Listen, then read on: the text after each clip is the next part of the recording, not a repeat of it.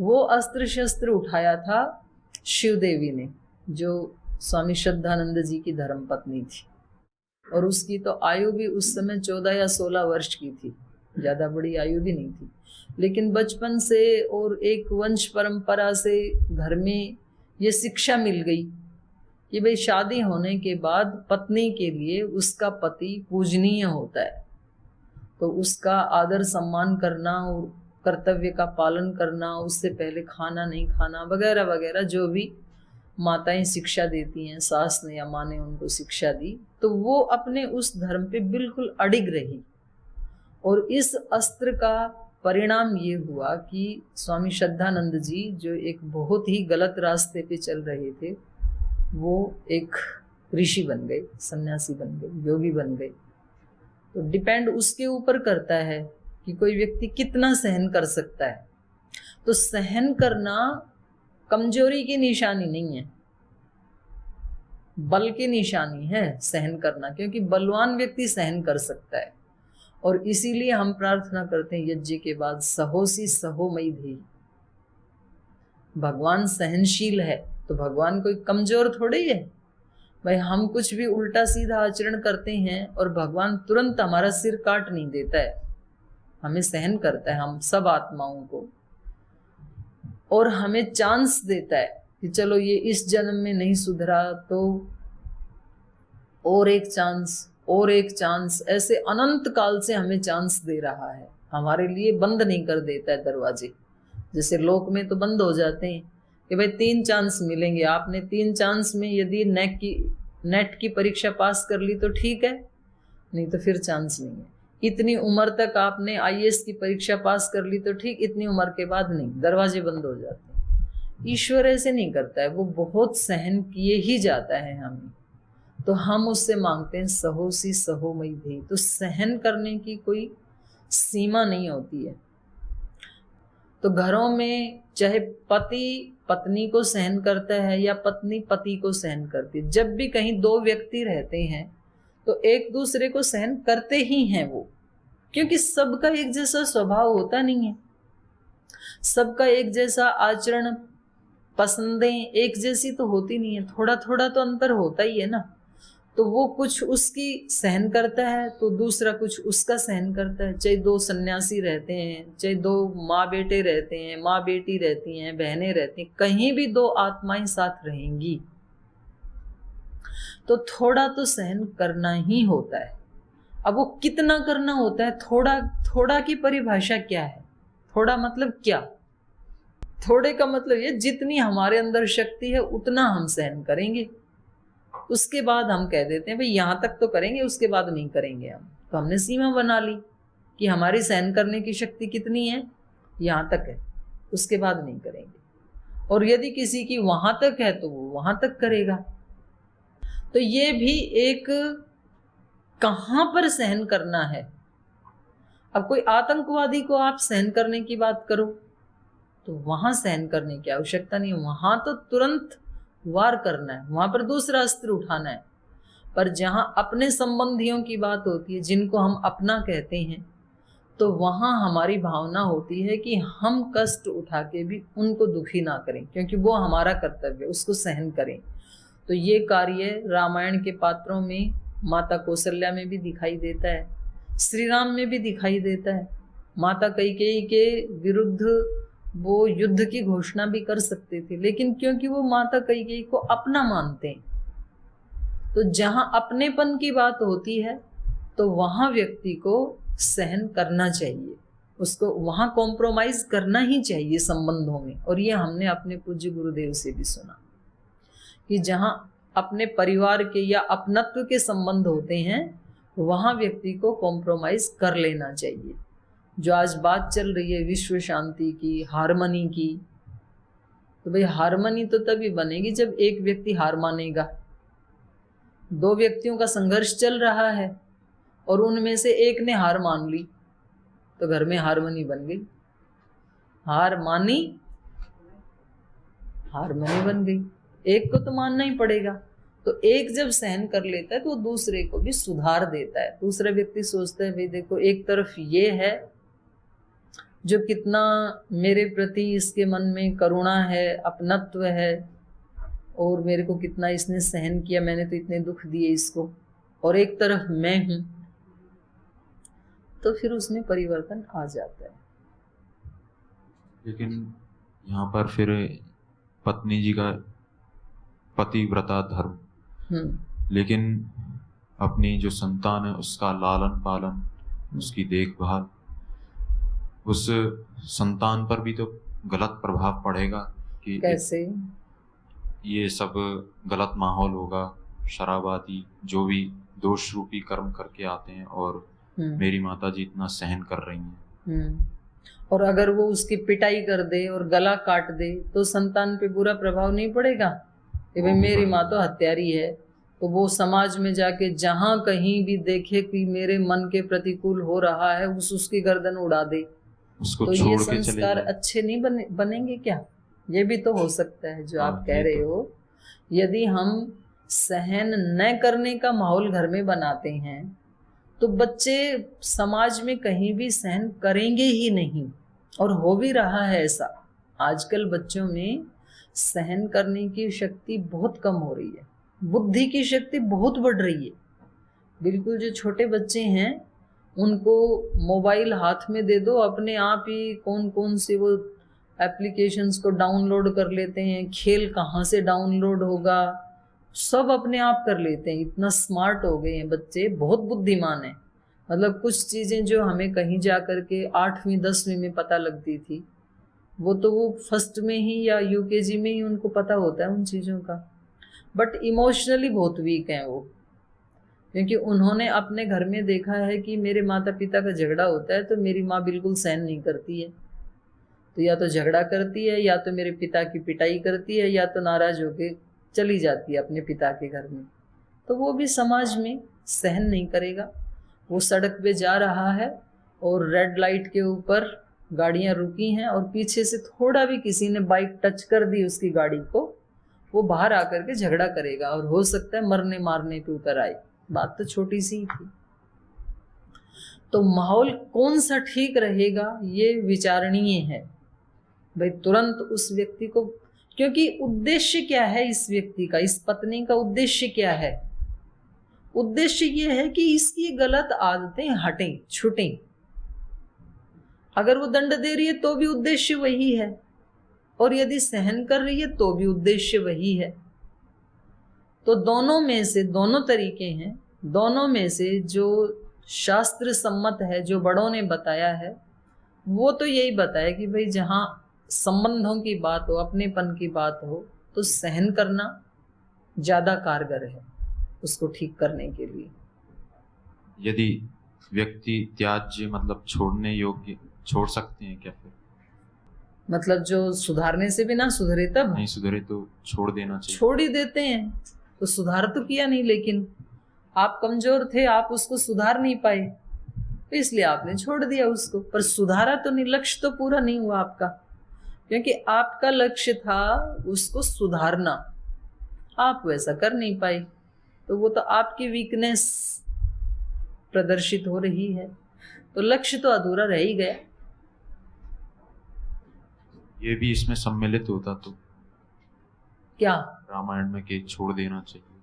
नहीं, मैं तो कह रही हूँ नहीं छोड़ना चाहिए। छोड़ना तो पराज क्यों हो, ये तो हमारा आदर्श ग्रंथ है, इसमें क्यों सम्मिलित होता?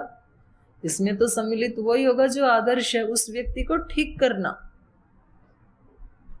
चाहे ये संबंध गुरु शिष्य का है, चाहे ये संबंध पति पत्नी का है, चाहे ये माता पुत्र का है।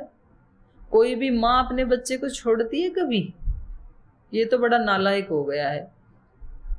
माँ नहीं छोड़ती है। अगर माँ है तो, उसमें मातृत्व है तो कभी नहीं छोड़ती, सहन करती है, और उसको या तो सुधार देती है बच्चे को, और या तो फिर अपना जीवन आहूत कर देती है।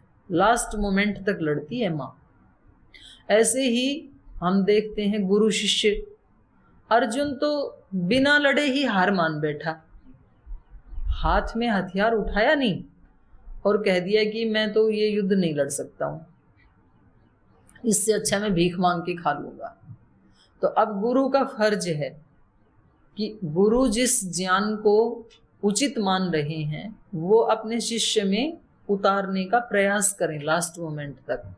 और भगवान कृष्ण ने ऐसा किया, कितने लंबे समय तक धैर्य पूर्वक उसको समझाते रहे, बीच बीच में डांटते भी रहे, बीच में ये भी कह दिया यथेच्छसि तथा कुरु, मैंने तो अपनी बात कह दी, आगे तुम्हारी मर्जी।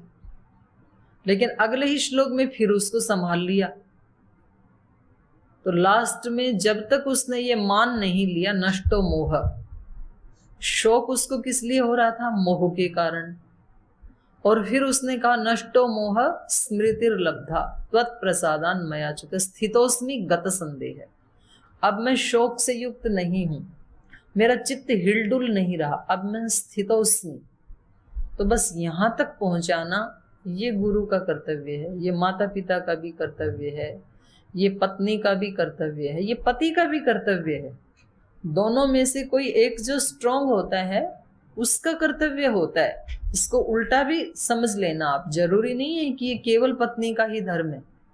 अगर कहीं पति स्ट्रांग है और पत्नी कमजोर है तो पति का भी ये कर्तव्य बनता है कि वो उसको संभाले।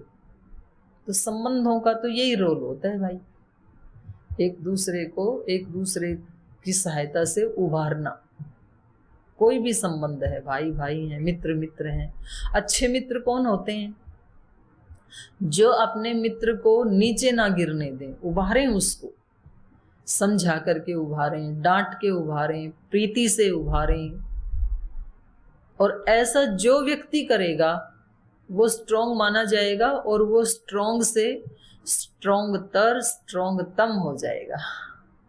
बलवान से बलवानतर बलवानतम, उसकी ताकत बढ़ती चली जाएगी। जो यूज करेगा वो चीज बढ़ेगी, यूज नहीं करेगा तो भूल जाएगा अपनी विद्या। जो आप कल पूछ रहे थे हनुमान जी की, तो ये सारे गुण तो हर आत्मा के पास हैं।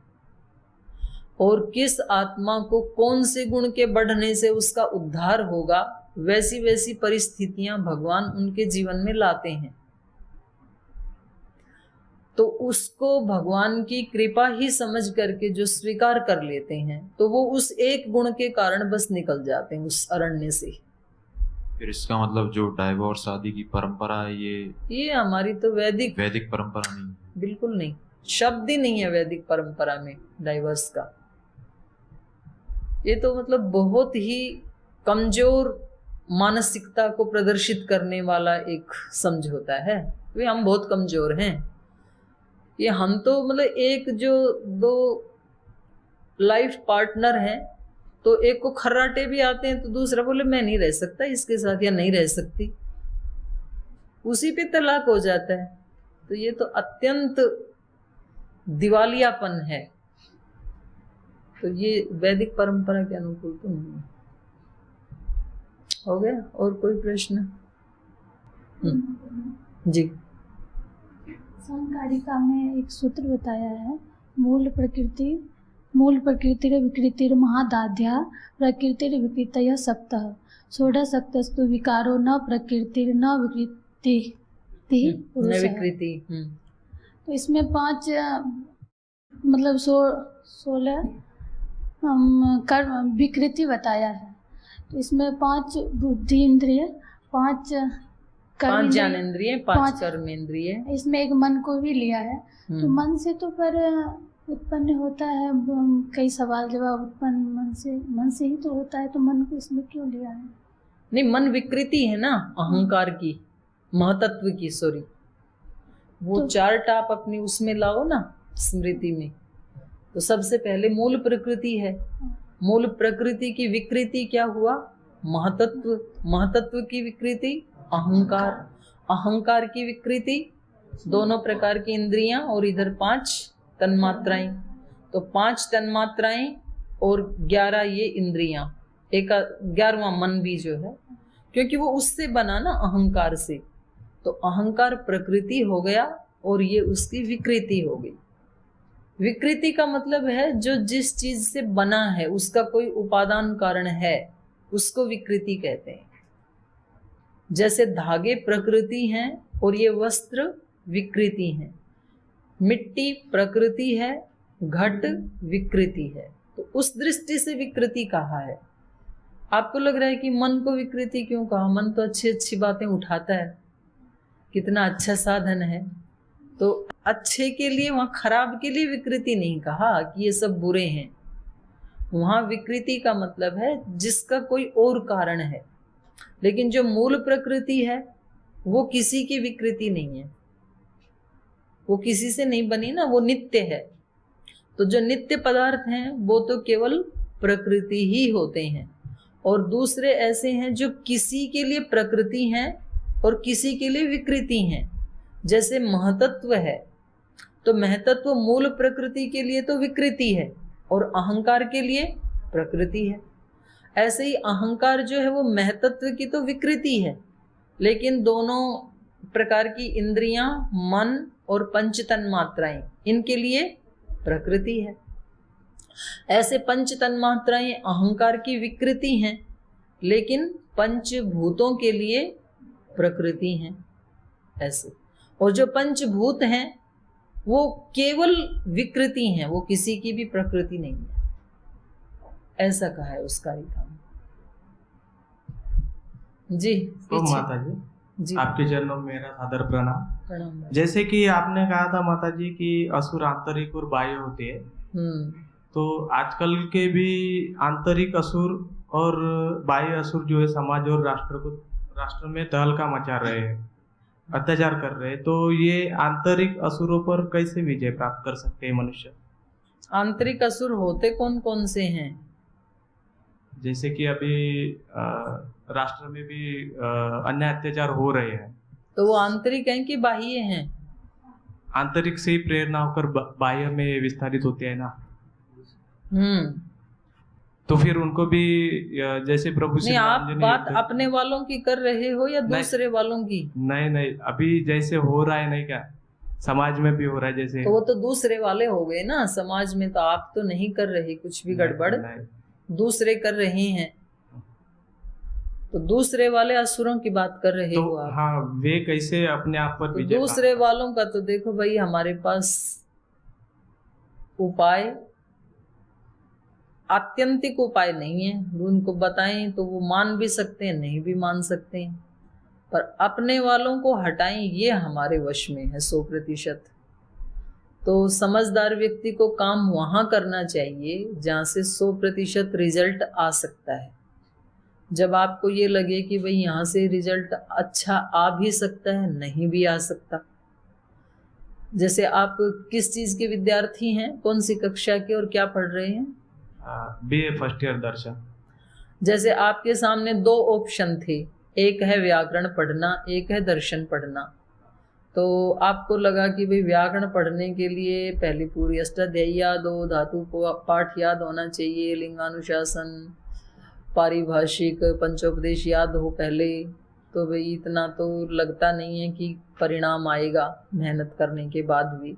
तो आपने व्याकरण को चूज ना करके दर्शन को चयन कर लिया कि यहाँ से रिजल्ट आ सकता है, मैं इतनी मेहनत करूँगा तो मैं बीए पास कर लूँगा। तो ये समझदारी मानी जाएगी। वर्तमान की जो आपकी स्थिति है उस दृष्टि से समझदारी मानी जाएगी। वैसे तो हर आत्मा के अंदर वो सामर्थ्य है, व्याकरण क्या सारे वेद भी पढ़ सकते हो, इतनी सामर्थ्य है। पर अभी वर्तमान में आपको ये लग रहा है कि उधर से शायद रिजल्ट नहीं आएगा, तो इधर से रिजल्ट आ जाएगा, इसलिए आपने इसको चयन किया। तो इसी तरह से समाज में भी बाहर जो कुछ हो रहा है, उन लोगों को सुधारने के लिए आप जाओगे तो वो सुधर भी सकते हैं, नहीं भी सुधर सकते, आपकी बात मान भी सकते हैं, नहीं भी मान सकते। तो रिजल्ट आने में वहाँ पर पक्की संभावना नहीं है, संशय है। लेकिन आप अपने दोषों को सुधारने लगो यदि, तो रिजल्ट 100% आएगा। तो समझदारी इसमें है कि पहले हम अपने आप को असुरत्व से मुक्त करें, देवत्व से युक्त करें, तो हमारे पास ताकत बढ़ जाएगी। फिर जैसे पूज्य गुरुदेव के पास बढ़ गई, महर्षि दयानंद के पास बढ़ गई, गुरु नानक देव जी के पास बढ़ गई, भगवान महावीर के पास बढ़ गई, बुद्ध के पास बढ़ गई। तो ऐसी अपनी पावर को बढ़ाएं और फिर हम सुधार कर सकते हैं समाज का। तो पहले काम कहाँ करना चाहिए? जहाँ से परिणाम आना सुनिश्चित है, वहाँ से शुरुआत करनी चाहिए। और क्योंकि आप भी तो उसी समाज का एक टुकड़ा हो, तो सुधार की जरूरत इस टुकड़े से है। पहले यहाँ से शुरू करो, फिर आगे बढ़ते बढ़ते वहां तक भी पहुंचेंगे। और जब तक यहाँ सुधार नहीं किया वहां जाएंगे तो कौन सुनेगा हमारी बात को? बोले बड़ा या उपदेश देने वाला। तो फिर अपनी एनर्जी भी वेस्ट हो जाएगी और समय भी वेस्ट होगा। तो चीजें ठीक होनी चाहिए, उसके लिए तो भावना करते थे अपने ऋषि। सर्वे भवन्तु सुखिना, सर्वे सन्तु निरामया, सर्वे भद्राणि पश्यन्तु, माँ कश्चित् दुख भाग भवेत्। तो ऐसा भी नहीं है कि भाई कुछ भी होता रहे मेरे भले ही। तो समाज में, देश में आग लगे जले, मुझे तो बस मेरे को सुधारना है, तो इसमें भी दोष आएगा। उस व्यक्ति को सेल्फ सेंटर्ड व्यक्ति कहते हैं कि भाई मुझे अपने अलावा कोई लेना देना नहीं। नहीं, लेना देना है ना। हम सुधर गए और पड़ोसी नहीं सुधरा तो भी हमें पूर्ण सुख की प्राप्ति नहीं होगी। इसलिए हमारे महापुरुषों ने कृण्वन्तो विश्वमार्यम, महर्षि दयानंद ने कहा, और सेल्फ रियलाइजेशन से कलेक्टिव रियलाइजेशन, ये महर्षि अरविंद ने कहा। और महात्मा बुद्ध ने क्या कहा? या तो ये जो हम बोल रहे हैं सर्वे भवन्तु सुखिनः, ये भी हमारे ऋषियों ने कहा। तो वो ऋषि तो सुखी थे ही, दूसरे भी सुखी हों। ये क्यों कहा?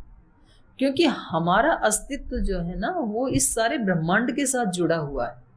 हम अपने आप को कट ऑफ करने की कोशिश करें भी तो भी नहीं हो सकते। एक पेड़ का पत्ता ये कहे कि मुझे पेड़ के ये जो हजारों पत्ते, इनसे कोई लेना देना नहीं है, या कोई फूल कहे कि भाई मुझे इन बाकी के फूलों से, पत्तों से, इस वृक्ष से कोई लेना देना नहीं, मैं तो खिल गया ना, तो ये इसकी मूर्खता है। क्योंकि इसका खिलना, जो जड़ में छोटे छोटे रेशे हैं ना, एक तो मोटी जड़, एक उसके साथ छोटे छोटे रेशे होते हैं, उससे भी जुड़ा हुआ है। वो धरती से जल लेकर के, एनर्जी लेकर के वहां तक पहुंचाती है, तब जाके खिला है। तो किसी भी व्यक्ति का, जब किसी व्यक्तित्व का विकास होता है तो उसमें माता पिता, समाज, गुरुजन सब उसमें शामिल होते हैं। इसलिए सबका एहसान होना चाहिए और रिटर्न में सबको देने की भावना भी होनी चाहिए। इसलिए हमारे गुरुदेव ने हमारे को बहुत पहले से भी ये सिखाया कि ये सारी सृष्टि भगवान ने हमारे लिए बनाई।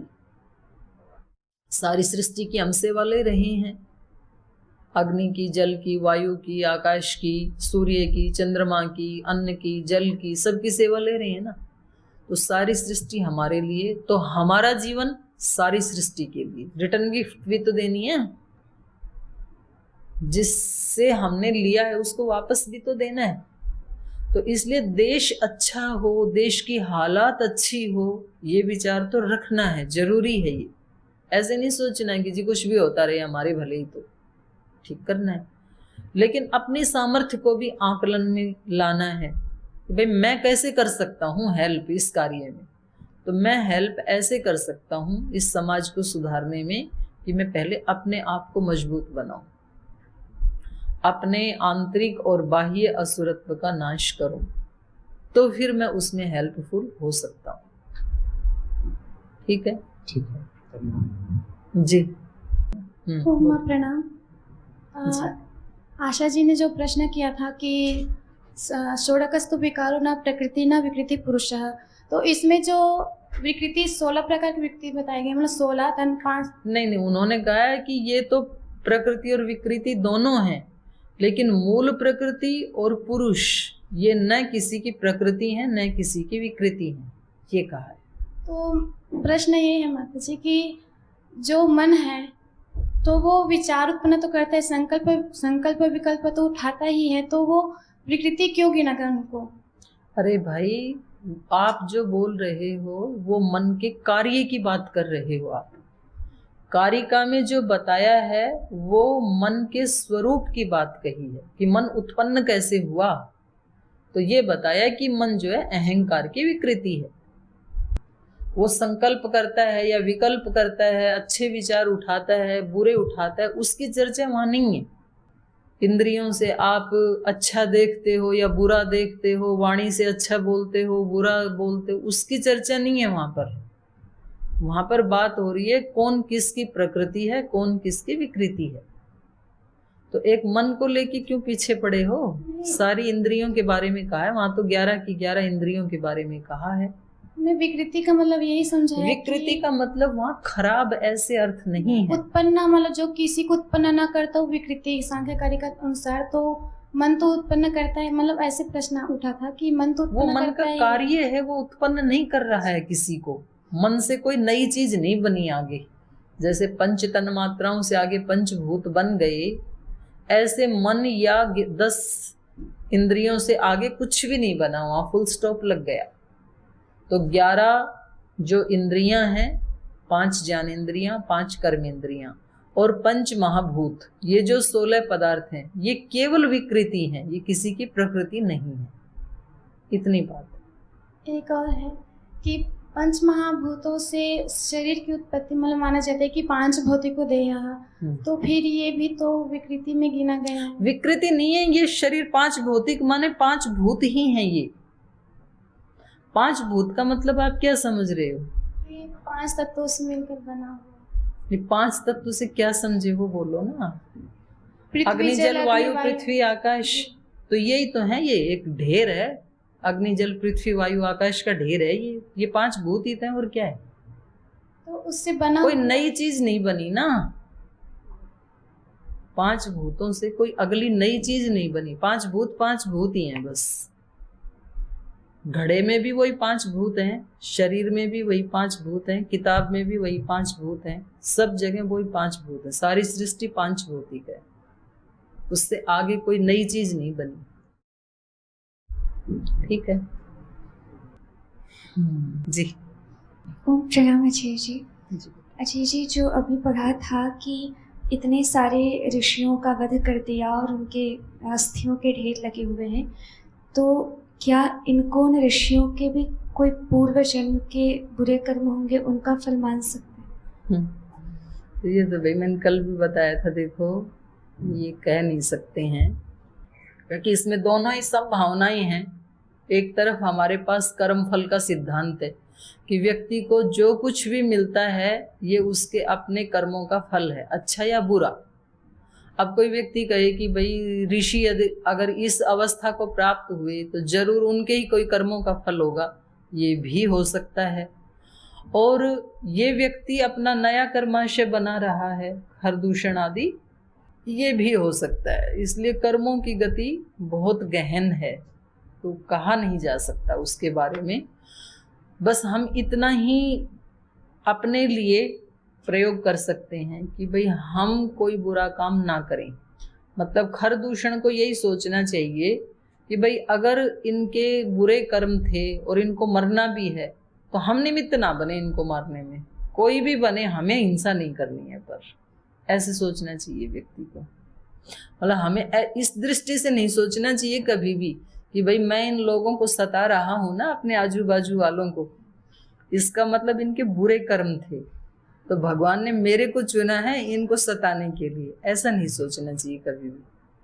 भाई इनके कर्म इनके साथ, पर अपने को बच के रहना है इन चीज़ों से, हिंसा आदि से, ऐसे ही सोचना चाहिए।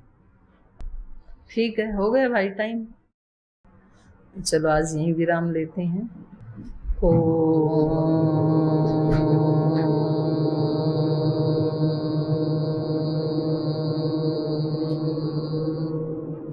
शांति शांति शांति।